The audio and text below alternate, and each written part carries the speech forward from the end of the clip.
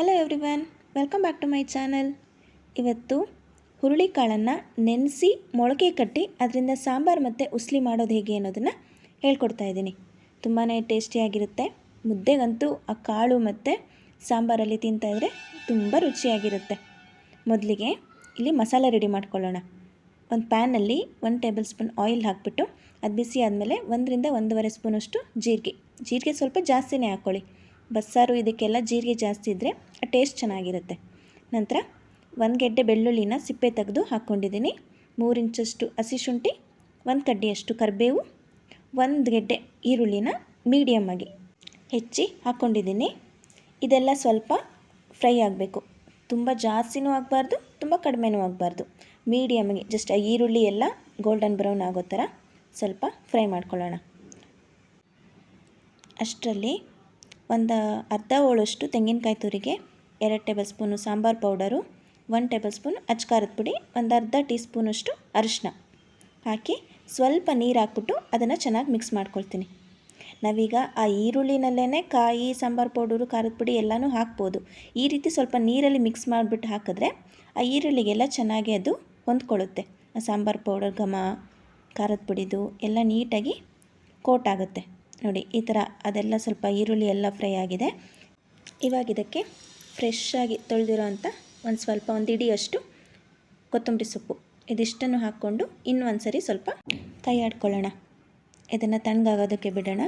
ಇವಾಗ ಉಸ್ಲಿ ಮಾಡ್ಕೋಬೇಕಲ್ವ, ಅದಕ್ಕೆ ಒಂದು ಬಾಣಲಿಗೆ 3 ಟೇಬಲ್ ಸ್ಪೂನ್ ಆಯಿಲ್ ಹಾಕಿ 1 ಸ್ಪೂನ್ ಸಾಸಿವೆ, 4 ರಿಂದ 5 ಒಣಮೆಣಸು, ಕರಿಬೇವು, 1 ಗಡ್ಡೆ ಈರುಳ್ಳಿನ ಸಣ್ಣದಾಗಿ ಹೆಚ್ಚಿ ಈ ರೀತಿ ಹಾಕ್ಕೊಂಡು ಬಾಡಿಸ್ಕೊಳ್ಳೋಣ.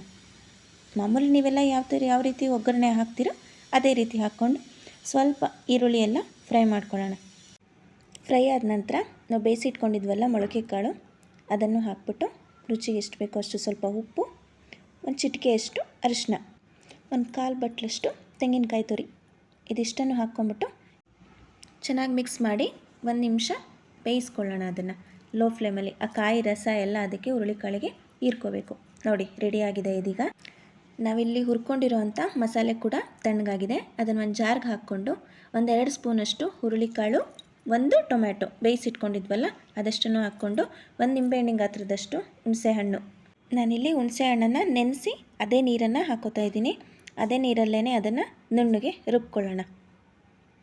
ನೋಡಿ, ಈ ರೀತಿ ಬಂದಿದೆ. ಇವಾಗ ಈ ಕನ್ಸಿಸ್ಟೆನ್ಸಿ ಇದ್ದರೆ ಸಾಂಬಾರಿಗೆ ಸರಿ ಹೋಗುತ್ತೆ. ಇವಾಗ ಸಾಂಬಾರು ಮಾಡ್ಕೊಳ್ಳೋಣ.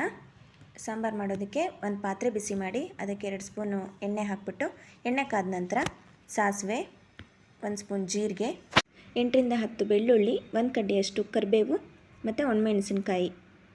ನಂತರ ಇದಕ್ಕೆ 1 ಮೀಡಿಯಮ್ ಈರುಳ್ಳಿನ ಕಟ್ ಮಾಡಿ ಹಾಕ್ಕೊಂಡಿದ್ದೀನಿ. ಇದಿಷ್ಟನ್ನು ಸ್ವಲ್ಪ ಹೊಂಬಣ್ಣ ಬರೋವರೆಗೂ ಹುರ್ಕೊಳ್ಳೋಣ. ಹುರ್ಕೊಂಡಿದ ನಂತರ ನಾವು ರುಬ್ಬಿಟ್ಕೊಂಡಿದ್ವಲ್ಲ ಮಸಾಲೆನ ಅದನ್ನು ಹಾಕ್ಬಿಟ್ಟು ಸ್ವಲ್ಪ ಗೂರಾಡ್ಕೊಳ್ಳೋಣ ಇದಕ್ಕೆ.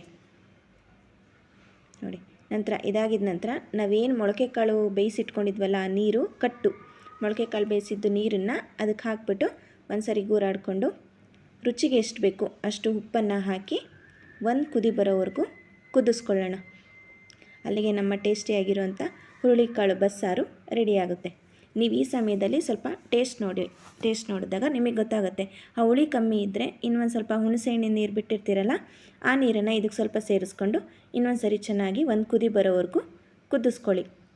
ಮುದ್ದೆ ಜೊತೆಗಂತೂ ತುಂಬ ಟೇಸ್ಟಿಯಾಗಿರುತ್ತೆ. ನೋಡಿ, 1 ಕುದಿ ಬಂದಿದೆ. ಸ್ಮೆಲ್ಲಂತೂ ತುಂಬ ಚೆನ್ನಾಗಿ ಬರ್ತಾಯಿದೆ. ಮುದ್ದೆ, ಕಾಳು, ಸಾಂಬಾರು ಸೂಪರ್ ಕಾಂಬಿನೇಷನ್ ಅಲ್ವಾ? ನೀವು ಮನೆಯಲ್ಲಿ ಟ್ರೈ ಮಾಡಿ. ಹೇಗೆ ಬಂತು ಕಮೆಂಟಲ್ಲಿ ತಿಳಿಸಿ.